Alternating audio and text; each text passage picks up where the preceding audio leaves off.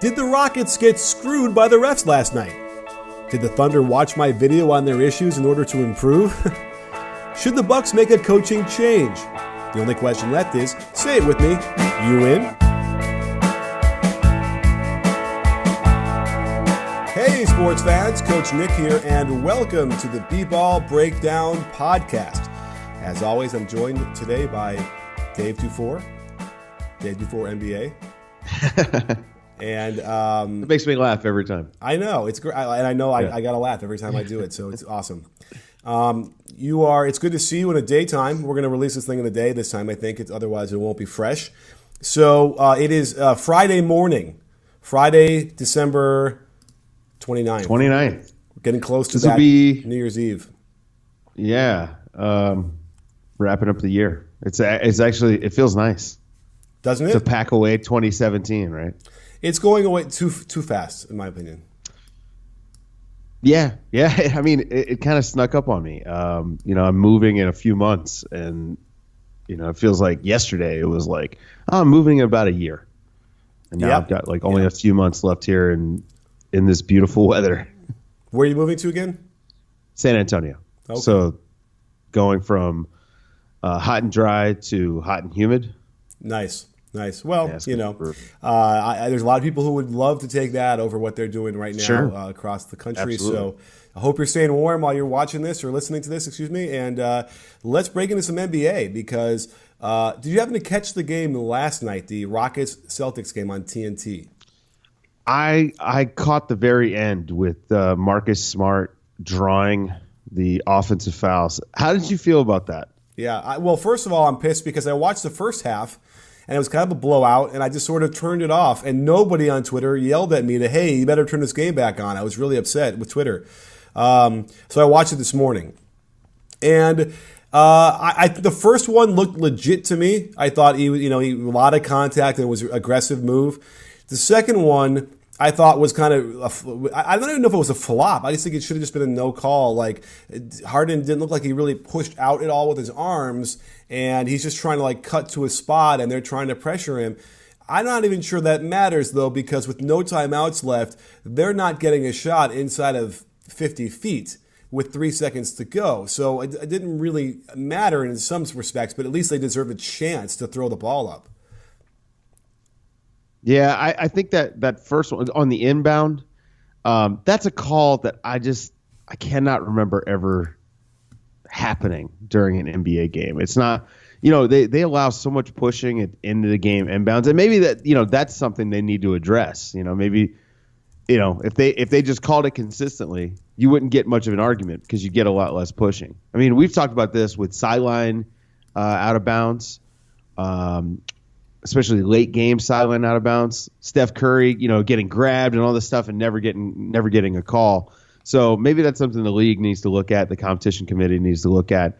But I have a hard time with calling offensive fouls in general. Okay. Especially, I hate the charge. You know that. I think it's one of the worst calls that you can make at any time. But to make that call on the inbound, where it's a push off that you allow for the rest of the game, I think it's atrocious. And then it doesn't help that they only had 2 refs. Oh, right, and it didn't help that one of the refs was Tony Brothers. So it was a confluence of events there. I kind of just watched it again, by the way, because someone was arguing on Twitter this morning. What? Me too. I actually had it up right when I was talking, and it's not good. The first one, there's some contact. The second one, the context is they were already jostling, and Brothers goes over to talk to them, and so of course now that he's staring at them and them only, and Harden is allowed to cut and move, and I agree. Right. It's and it was 3.7 seconds, so maybe he gets into the front court a little bit, but you never know what happens in that situation because he might get fouled, and they're only down by 1 in the bonus. A lot of crazy things could happen there. So I don't know. I think it was just a really unfortunate way to end. But that said, there was another play, another inbounds before that where Al Horford was on Harden and kind of hugging him. So why isn't that the foul too, right? Right.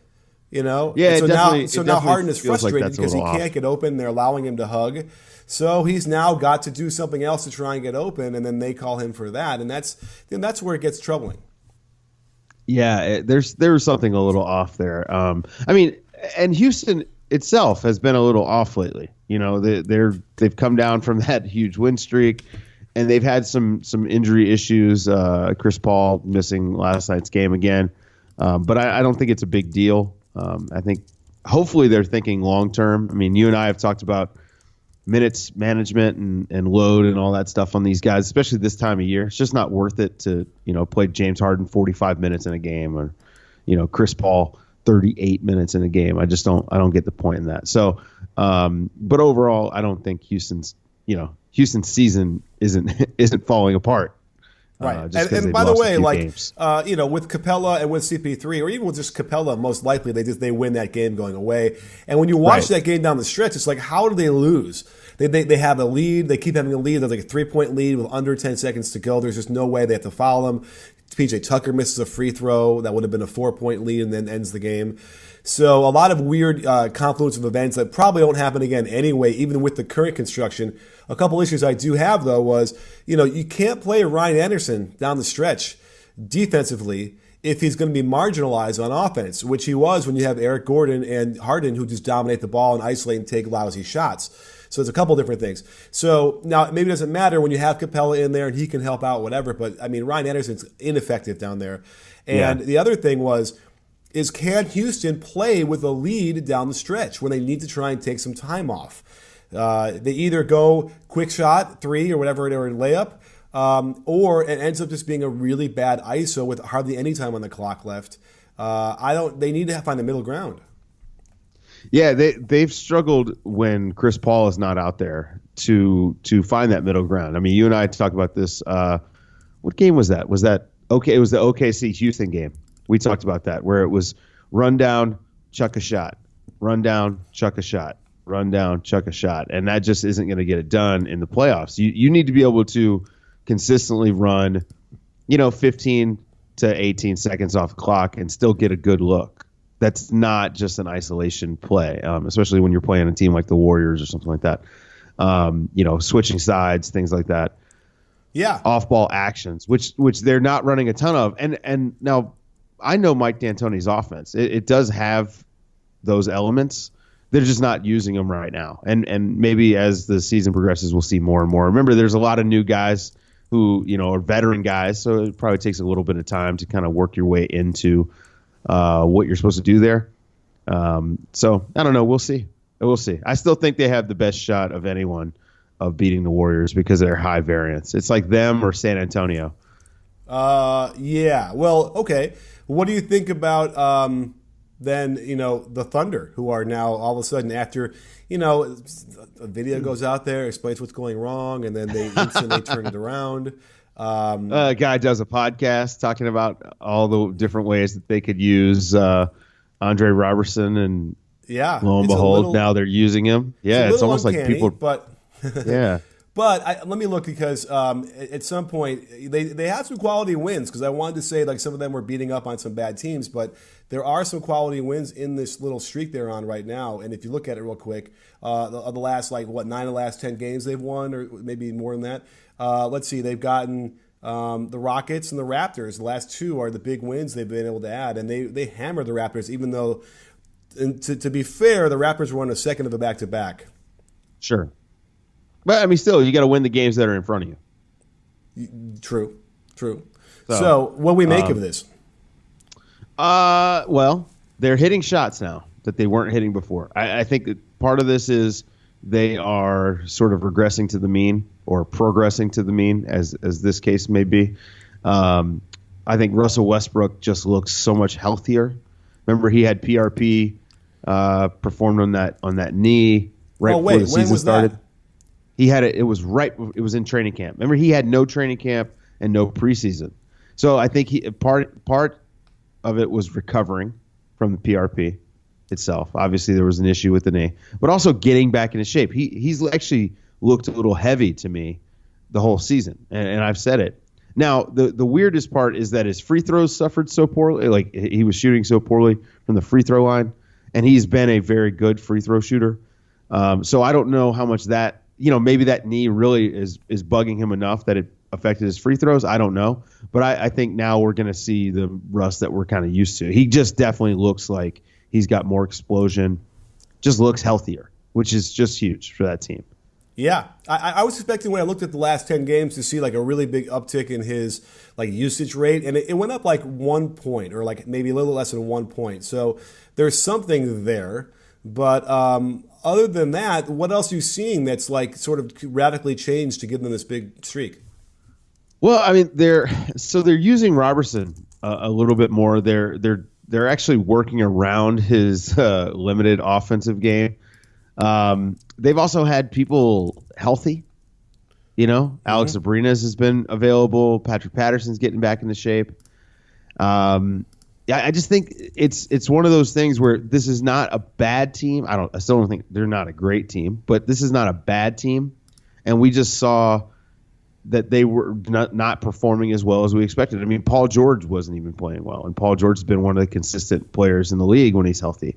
So I just think that this is just we're seeing them round into shape, figuring out how to play together, and knocking down shots has been the number one reason why they're winning these games. Is that Carmelo and Russell Westbrook are making shots now that they weren't making at the start of the season. You know what I think about when I hear you saying making shots? That's right, cooking amazing food in my kitchen.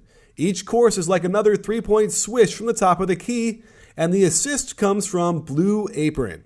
They're the #1 fresh ingredient delivery service in the country, making incredible home cooking accessible to everyone. I know I'm not alone in my disdain for having to go shopping for food at the supermarket, and I swear half the produce I buy goes bad before I cook it. Blue Apron eliminates that by delivering the food right to your door with each ingredient measured exactly and easy to follow recipes that can be prepared in 40 minutes or less. You'll never have a recipe repeated within a year, and they can customize them to your liking. Plus, the delivery schedule is tailored to your calendar. I just made their Chile butter steaks with lemon parmesan broccoli and potatoes, and my whole family was giving me high fives the entire meal. The best part of all is that you can save $30 off your first meal by going to blueapron.com/CoachNick. That includes free shipping, so what are you waiting for? Head over to blueapron.com/CoachNick, save $30, and find out what it's like to cook and eat incredible home-cooked meals. Blue Apron, it's what's for dinner. Oh wait, Blue Apron, a better way to cook. Now, the one thing about whenever I was watching the Thunder in the last 10 games, all I do is see the shot of the bench and Abrines sitting there, and I just kind of quickly called it up because you mentioned his name, and he really hasn't been playing a lot, which is kind of strange to me because he does have the ability to stretch the floor when he gets consistent minutes, and he really hasn't. He got 16 minutes against Utah on the 23rd, but then 2:55, less than 3 minutes, and then less than 7 minutes the last two games. And that's another issue I almost feel like with Donovan, where it's hard to get a lot out of your role players when it's so inconsistent and all over the place. Now, Patrick Patterson is finally getting, some good minutes across the season here, where he's getting his, in the last 10 games, it's about 15, 16 minutes, and at least that's something to build upon because I really think that he can help. And whenever I'm watching them, they start to struggle. It's like I'm always thinking to myself, why isn't he in? He would help, and they don't play him. It's very strange. Yeah, you and I were kind of on that early, where he's again had some injury concerns, and I think they've been just slowly bringing him back, which is smart, right? It's long-term thinking for once. Okay. But Abrines, to me, that's the guy that should be starting instead of Robertson, or at least Robertson should be getting like the Bogan start, where he's out there for like the first couple minutes, trying to check the other team's best, most potent offensive player. And if he's doing a great job, if he's on offense, then you leave him in. And if not, you pull him. Because it seems like there is no middle ground for Robertson. He's either completely passable and fine and making layups. He'll go like 4 or 5, or he can't hit the broadside of a barn with a bazooka, and you got to get him out of the game. But with that being said, I think Abrines and Josh Huestis should both be getting more minutes. Find a way to plug those guys in, get them out on the court, and that way they're ready for the spring. I mean, Huestis has been, I think he's been pretty good, at least on the eye test. I haven't looked at the numbers, but I like his length and I like his athleticism. Yeah, I think that might be one issue I have with Donovan, which is he's got a way too quick of a hook. And we saw that in the playoffs last year when Cantor got hurt in the pick and roll a couple times, and they cut to a shot of Donovan on the bench saying, I can't play him. And so he basically stopped playing him altogether when, I don't know, I choose to believe that even with a guy like Cantor, all right, so they scored like 1 or 2 times in a row. I guarantee you, like, if you run 2 or 3 more possessions, pick and roll with him, like, they're going to miss a couple of those. And then all of a sudden you're back down to, 1 point possession per, 1 point per possession. It's somewhat normal. You know what I mean? I almost feel like just by variance that would happen. And yet then you don't get anything on the other end, on the offensive end with him. So I almost feel like sometimes you just got to, you can't just yank somebody after 1 or 2 plays, which will then is a great segue to the Bucks. Have you been apprised of what's going on over there at all? No. Well, I woke up to Twitter this morning because I got so frustrated with the Bucks that I said I needed a couple weeks off from the Bucks. So please fill me in. Well, okay. I woke up to a really great tweet. I should check it to give him a shout out if I can scroll back far enough with damn TweetDeck. But anyway, a guy caught a great shot on the bench of Giannis, turning to Malcolm Brogdon and kind of saying, "Why aren't you in, bro?" And he kind of just gives him a shrug. And that's what they're talking about. It at least seems clear because he hadn't played yet. And it was a very strange substitution thing for that. And that's interesting because a guy like Brogdon, the way he plays and the way he is, it doesn't seem like you want to screw around by withholding minutes to try and make some sort of point, I would think. Then they had another thing later on. I was reading later on Twitter where they had Snell and Henson were both yanked off of the rotation and then they found out later that they didn't blitz a pick and roll that they had been talking about the whole time, and they sat him. And they had a really great answers. We're like, yeah, we didn't blitz, and then we did it later, and it sure worked then because we made sure to do it. A couple different things. Is this signs of the crumbling Jason Kidd regime where he's feeling pressured and the need to assert more control because it's slipping away from him? Oh, are we comparing him to some sort of authoritarian dictator or something like that? I don't know. So the reason I said I needed a couple weeks off is because Jason Kidd, what he does is so frustrating. Mm-hmm. I actually had high hopes for Jason Kidd as a coach. I know I would probably supported him longer than most people, or at least was giving him a longer leash.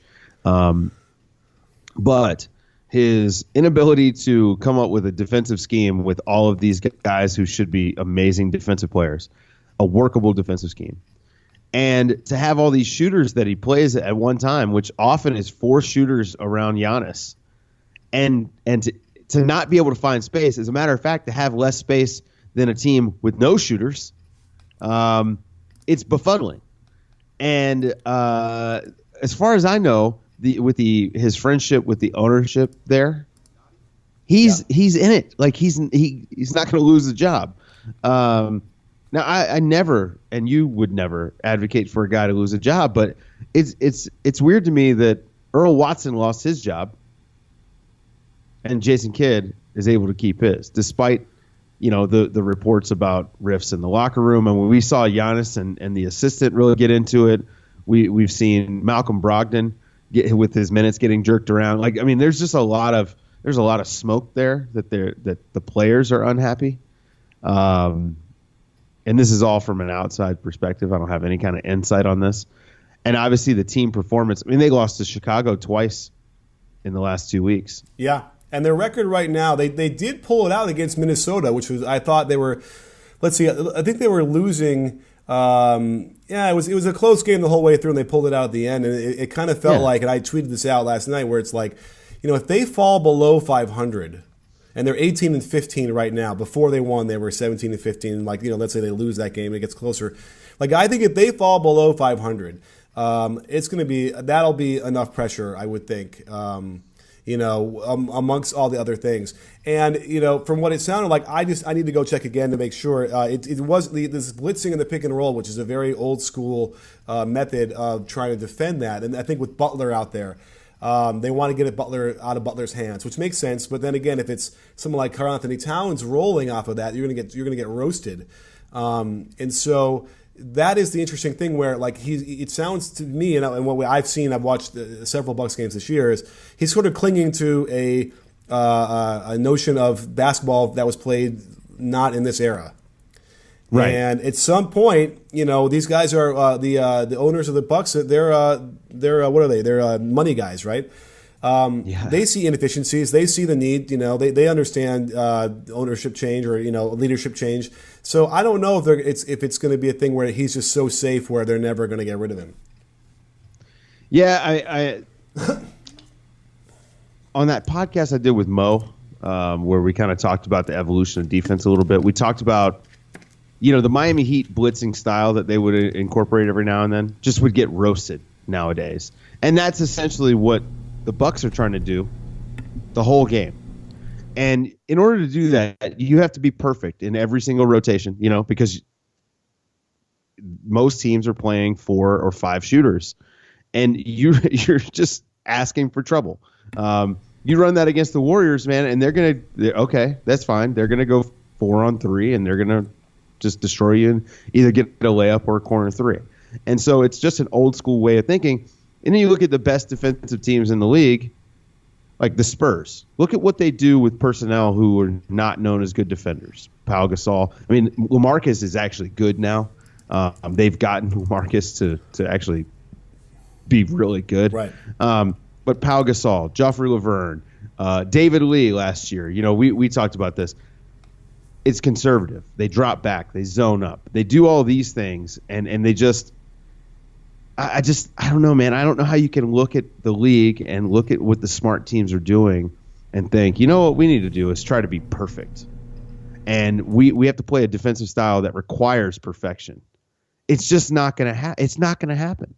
NBA players are too skilled offensively for that sort of scheme to work on a regular basis. You can employ it when it in spurts. But to do it the whole game just makes no sense. Right. And I was watching the Rockets do it, and they weren't blitzing, but they were hedging, high hedging, old school, and it was sort of working against the Celtics for a little while down the stretch. It wasn't killing them. They were able to get back. But yeah, it consistently, when you're going to blitz like that, we saw in the 2014 finals, the Spurs laid out the roadmap. And by the way, if you go back further, at some point in the 80s, the pick and roll was you ran the pick and roll, and if they hedge like that, you hit the roll man, and then it's a layup. They go right to the basket. And then at some point, they were getting good at overloading, and the Bulls decided to say, okay, we're going to then release the pressure with a pass to the wing, and then swing it, and then try and find the advantage there. And we saw that with Dwight Howard and those guys with Orlando when they would run it that way. They wouldn't throw it to Dwight right away off the pick and roll. They would hit the wing and then hit Dwight down low. So that enabled you then to keep blitzing because all the ball handler was trying to do was string it out and make a pass to the wing. Now, though, when we watch what the Spurs have done with the short roll, which kind of became back in fashion, and now they have these big guys who can screen, that can actually handle the ball like Draymond and so on. Yeah, you're right. All of a sudden, blitzing gets 2 of your guys out of position, and now it's a 3-on-2 in the half court every time. Every team is good at doing that. And then you're right. Not only is it a 3-on-2, which you could get a good close shot if you wanted, but then you're also giving up an open 3. And that's when you get the cascade of events. So that's why, yeah, you need to be able to bend it, don't break. I did a video on this describing how the best 3-point defense, 3-point percentage defensive teams play. And that's the biggest thing was bend but don't break. Keep them out on the perimeter. Do not let a middle penetration, and certainly don't let them hit the short roll. Right. And NBA offense now is designed to trigger a closeout, right? It's triggered a closeout. You attack the closeout or you pass to the next guy. It's a cascade of events, and you're just trying to buy a 1-second window for an open shot or a drive. And I'm sorry, there's just no way to defend against that sort of offense when you've got 2 players that are sometimes 30 feet from the freaking basket. And you're giving up all this space. You just make it easier. I think it's ridiculous that this is still happening, and it's this late into the season. And it's a bummer too because man, the Bucks, they have a lot of guys that are fun to watch. I mean, Giannis is the Greek Freak is possibly the greatest nickname of all time. And when you watch him, he just looks like an alien. It's like him and Kevin Durant are from the same planet. Yeah. He just dunks. He just dunks it whenever he wants to. I don't think I've ever seen a guy just dunk this often, this many. I mean, we'd look at the numbers, but geez. And by the way, we're not talking out of our ass here on the defensive end. They're 23rd in defensive rating. On B-ball reference, I've got 25th. So. Oh wait, I am on. B-ball reference, they're bad. I got 23rd. Oh, I've got 25th. So that's a refresh. What's going on here? Yeah, refresh, man. Refresh your. 23rd. Why you got old data? 109.9. What do you have? Maybe I've got old data. I've got 110.9. Okay. Either way, it's bad. Anyway, yeah. And their offense is top 10. Is basketball reference fake news? It could be fake news, absolutely. Everything is fake news. Yeah, the Rockets are top 10. Oklahoma City's top 10. Portland is somehow top 10 still. But to be if you're going to be 25th in defense, like the Cavaliers are 27th in defense, but they're third in offense. Milwaukee's ninth in offense. I mean, you have to be a top 5 offense to be able to compete with a defense that's bottom 5. Right, and even then, you're not winning a title. So, and that's what we're seeing. 18, you're going to hover around 500, and you're going to be able to have like a stretch here and a stretch there, and then you're going to have really bad basketball as well mixed in. So. That's the thing. But of all the teams, it's clear to me why Cleveland is terrible defensively. But when you look at the Bucks roster and who they have, they should be 15th. They should be 12th. It should be better than that, just by length and athletic ability. Yeah. I mean, the personnel, for a defensive coach, I think that personnel would be a dream come true. I look at it and I just think about all these interesting things you could do defensively. You could switch everything. Right. Giannis can guard 1 through 5 and suffocate it. And then on the offensive end, which is, I know how frustrating it is to you. You were actually the one that pointed it out to me because, you noticed Middleton kind of standing in no man's land and just clogging up the driving lane for Giannis and not spacing out the way he's supposed to. And it looked like 1987 NBA offense. And by the way, I love the high post split, but it's like they run it so often now after so many years that the teams really feel like they're not getting any kind of action out of it. It's just a waste of about 8 or 9 seconds before they go into something else, which is just really too bad, especially because of the Giannis thing. They need more action getting Giannis like coming around screens and getting dribble handoffs and all those kind of things, and that's what we're missing. Again, it's a little bit of a 90s thing. Like Jason Kidd is sort of coaching the way he played in that era, and that's the problem here. Is he needs to kind of go to a clinic or watch some videos, something, get some more creative things in there. And again, they're 9th in offense. So like, what are you going to say? So they're going to bump up to 8th or 7th, like big deal. But I think it does affect everything, right? The more space and energy and flow you get to the offense, it does influence the defense. It gets guys touching the ball more and gets them more energy. So it's an interesting thing. It's frustrating because they should be better. They should be the Pacers. I mean, the Pacers have a better record than them, I think, right? And who's more fun to watch? Right. Like the Pacers are actually a lot of fun to watch. I hate to look at it that way, but the reality is that modern NBA basketball is a lot of fun. Right. All of the best teams are a lot of fun. I mean, Cleveland is fun to watch on offense. Yeah. The Warriors, the Rockets, like all of these teams. Toronto is so much fun to watch now on offense. They're moving the ball and things are happening, and it's just like for guys like you and me who are nerds about the intricacies of NBA offense and defense, like there are teams that are fun to watch. And Milwaukee has some of the guys that I love to watch just individually. I mean, Giannis is we talked about, but I like Tony Snell. I like Bledsoe. I mean, Bledsoe is able to do some things that not a lot of guys can do because he's stout, stout point guard. I love that. Okay. But Bledsoe is a plus, but he also he could be infuriating in that Russell Westbrook way. Absolutely, sure. And that's an issue for me. Any point guard that creates more offense for himself than allows like the offense to create for him is going to get frustrating. Yeah, but also like he's one of those. I wonder if it's the system. He's also one of those guys with like the real defensive reputation that doesn't really deserve it. I think he's really good on ball. He's a few years removed from that. Yeah, but he's still good on ball. He can make plays, but man, does he get lost out there on the weak side? It's just in that same Russ way, and then offensively, like he does more good than bad, but man, it gets close sometimes, and it's really frustrating. But so that's the kind of guy I don't know if he's consistent enough to get you to the point where you want to get to the conference finals. Like that's the issue that I might have with that, but. Whatever. Right now. I'm not. My antenna are up, but not like completely frustrated. But in the last couple minutes, I did want to talk about Toronto because you mentioned them, and I just did a video on them.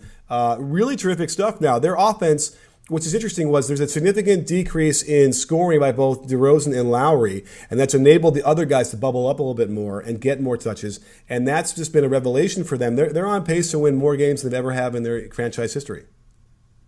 I don't know if you checked out Dwayne Casey on Zach Lowe's pod. I meant to put the little snippet into the video, and I was sort of in a hurry. I didn't do it. I'm kicking myself because, there was some really good insight in there. It was fantastic. And it's one of those things where you and I were worried that he was actually going to lose his job because of the whole the Masai talking about a culture change and all these things. And normally that starts with the coach. I think that Masai's decision to do a culture change with a guy who was in-house is proven to be the right one. And kudos to Dwayne Casey for being willing to evolve, and then to DeMar DeRozan and to Kyle Lowry for buying into this evolution. I mean, It's going to make their careers better and probably longer, as you see, like Kyle Lowry playing fewer minutes than ever. He should be ready to go for the playoffs, which has been an issue, like wear and tear. They've just been a lot of fun, and when you listen to that podcast, you can see like Dwayne Casey seemed like he was really excited about the change. And that the team really jumped in and embraced it. I think bringing in a guy like C.J. Miles was really important for them. He's played really well coming off the bench. A full season of Serge Ibaka has been good for them. Having Ibaka attack closeouts and handle the ball a little bit, like stuff that we've never really seen him do. Pascal Siakam's development, where he's actually kind of like this weird version of Draymond Green a little bit offensively, has been good. Well, even among them, like Anunoby is the guy who I love. Oh, yeah. Love the guy. He's a 43% three-point shooter. He's got an 8-foot wingspan. He's insane. And he went 23rd in the draft. Yeah. Right. By the way, I'm going to do a video redoing the draft this year already. And people said, you got to wait or something. No, I'm going to do it. I want in on that one.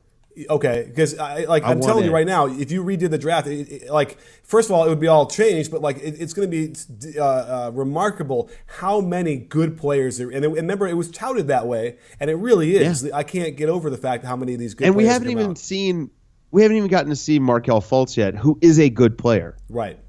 By the way, who was dealing with that? His shoulder can't still be hurt. So my assumption is it's the shoulder thing, but also there's now the mental component, and so maybe they're rehabbing that part, right? Like working him back, getting his shot back to normal. Because remember, this is a guy who was drafted because of his shot, especially off the dribble. So, I think Fultz is going to be good. I loved Brett Brown's comments earlier this week where he talked about how he sees him as a natural leader. Now, whether that's true or not, Brett Brown wouldn't go out of his way to say these things if Brett Brown, didn't feel like Markelle Fultz was an important piece for this team. So it's good to know that he's gone but not forgotten. I mean, he's right there. He's on the bench, but hopefully I hope he's back soon, man, because I really think that's a dimension that team could use, and I hate to see a young guy have his career start out so rough. Sort of like Lonzo, right? Like Lonzo starts coming around and then spraining the shoulder, and so I'm hoping that when he comes back, he's still feeling the pace and speed of the game, and which obviously he had kind of caught up to. So I'm down with that, man. I think that it would be fun to go back and look. I mean, look at Lowry Markkanen. I have crapped all over the Bulls for taking him 7th. I still think it was a reach, but he's been good. Oh yeah, he looks like he's going to be a really good player. So it's like, okay, well maybe you reached at 7, but okay. I mean, you still got a good player out of it. So, it's a good draft. It's fun, man. These young guys are so much fun. I mean, Donovan Mitchell is Man, that guy's going to be like my favorite player by the end of this year. I just love him. Yeah, and it's going to be a tough choice between who's going to be Rookie of the Year when you got a couple of these guys who are really balling.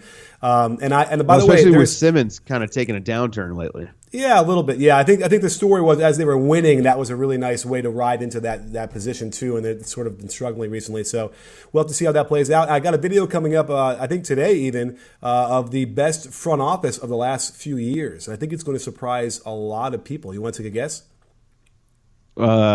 Houston. And by the way, I'm sorry.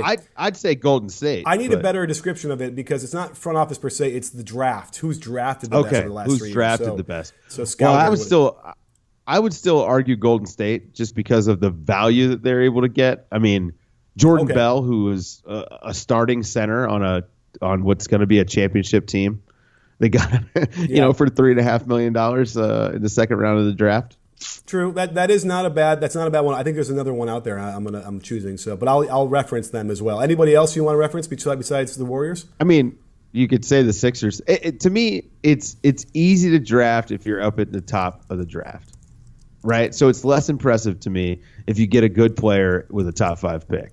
Okay. I feel like I'm in that Saturday Night Live sketch where they're. Do you ever see that on the A Weekend Update with the Ryan Gosling? Anyway, so I don't know. I only feel like if you look at in the macro sense of all those top 10 picks, the picks 6 through 12, a lot of those are busts that never come to fruition, aren't like, rotational players. So I don't know. I feel like, top 3, 4, sure. But like after that, it's tough. And if you start nailing them consistently and you get a lot of production, you haven't guessed who I'm going to choose. So I'm excited. Boston. Nope. Oh, wow. All right. Okay. Yeah. All right. Well, you have to wait and see then. Sit tight. So I'm excited for that one. Cool. It makes me feel even better now about it. So, all right. Well, listen, Dave, thank you so much for joining us today. Great podcast. We'll get this up right now. It's hot and fresh. And and then we're going back to our normal schedule next week. Let's do it, man. I'm ready for you. Right, we got to remind everyone we're going back to the normal schedule. So go ahead and get those ratings and reviews on iTunes. Yes. The kids are going back to school. Everybody knows to listen. All right, great. Well, let's do it. We'll get back to our regular schedule next week. And thanks for joining me today. And don't forget, sports fans, at B-Ball Breakdown, we're not a channel. We're a conversation. You in? Are you in, Dave? Yes, I am.